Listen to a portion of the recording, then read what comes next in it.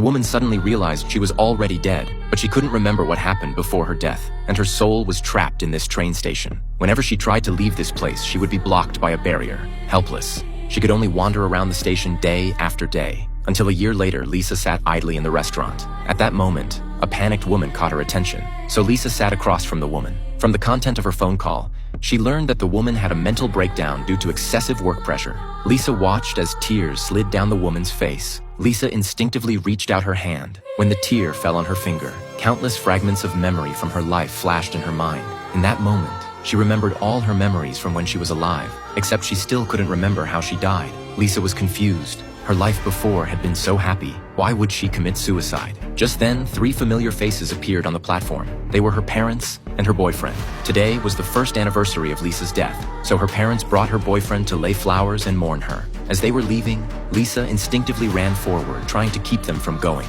Unexpectedly, a miracle happened. This time she could easily pass through the barrier, which meant she could finally leave the train station. She suspected the disappearance of the barrier must be related to her parents and boyfriend.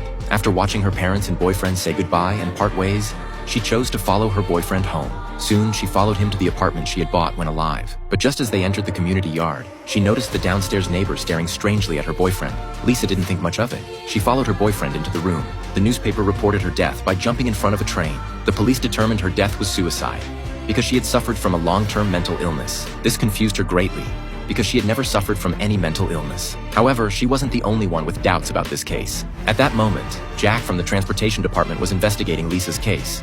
Although the police ultimately ruled Lisa's death a suicide, according to the records, Jack discovered Lisa hadn't left a suicide note before her death. Moreover, Lisa had climbed over a fence to enter the station that night. Obviously, this didn't seem like something a suicidal person would do. Jack stared at the station map, carefully observing. Finally, he found a breakthrough point in this case.